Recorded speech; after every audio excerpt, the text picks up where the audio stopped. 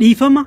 fagoo fi dhiyoo teessanii kan nagaa fi gama kommentiif keessan nagaa bataa turtan gaafii 2013 dhiyaata garuu an jireenya mataa kiyyaa ooffatatan isiniifis waan beeku barsiisaa jira nam tokkoon deebisuun xiqqoo hin ulfaata hin tura malee garuu nan deebisa kanaafuu har'a ammoo furmaata isinii qabadhee dhufe warri gaafii mobaayilii warri suudii keessa nagaafattanii gaafii aappii mobaayilii hammalleen agarre obsaan eeggadhaa boqonnaa dhabeetan isa ittaan immoo warri bilbila keessan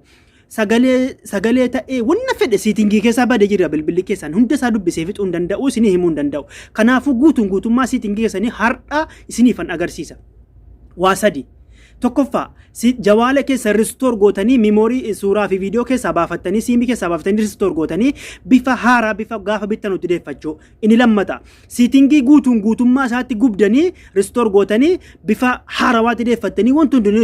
isinii sirraachuu inni sadaffaa siitingii keessaa immoo bakka niitoorkii gubdanii bakka niitoorkii qofa restore gootanii gubdanii niitoorkiin daataan isiniif dalaguu inni ittaanu immoo access place bakka jedhu qofa gubdanii si achi keessaa wanti bade isinii sirraachuu kana hunda isin agarsiisa warroota daataan isin didee fi isin agarsiisa kana hunda keessaa filannoon keessani guutuu saayyuu isin agarsiisa kanaafuu kanneen na gaafataa turtan guutuu jawaalaa keessaa wanna isin bade kanneen na gaafataa turtan akkasatti agartan kanaafuu viidiyoon kiyya har'aa dheeraa obsaan daawwadhaa isiniin jecha wassalaamu alaykum wanni isin hubachiisuu barbaadu akka jawaala keessan dogoggoraan gubdanii boodanan komanne kanaafan adda isiniif baasaara yoo beekaa gubdan hin ta'e malee angaraafuu filannoon isinii godha wanni hariin akka keessatti argama siitingii keessa seenaa sanbooda ol harkisaa bakka generaal jettu kana bakka sarara itti qabe bakka tuqaa wayii sarara qabdu kana bakka generaal kana manee kana keessa bogga tokkoof gadtuqtan sanbooda olaatanii bakka cufatti olaatanii kaatanii bakka resiitii jedhu kana argattanii resiitii kana tuqtanii inni ittaanuu bakka anxiyya itti qabe kana bakka ooniif ofii kana bira ol dabalatanii bakka xiyyatti qabe kana wagga tokkoof gachuuqaastanii asirratti obboleewwan kiyyaa wagga tokkoof ol harkiftanii gara cufaarii siitettu kana barreeffama bicaa kana bakka xiyya qabe yoo agartanii as tuqnaan jawaalli keessa wamti isin qabdanu aappiinii fi wanni suuraa viidiyoo lakkoobsi namaa siimii irra hundi jiru hundi isaa yoo bakka tokkotti dileet isin duraa ta'e bifa haaraa gaafa bittanutti deebi'a hubadhaa bifa haaraatti deebi'a gubdanii nan komatinaa yoo gubdan bifa haaraatti isinii deebi'a achi waa hunda sirreeffachuu ni dandeessan kun jawaala keessaniif murteessaa gubuun gaariidha inni ittaanu bakka access plate kana keessa siitingii kana keessa akkeessatti siitingii keessan jechuun akkeessatti bakka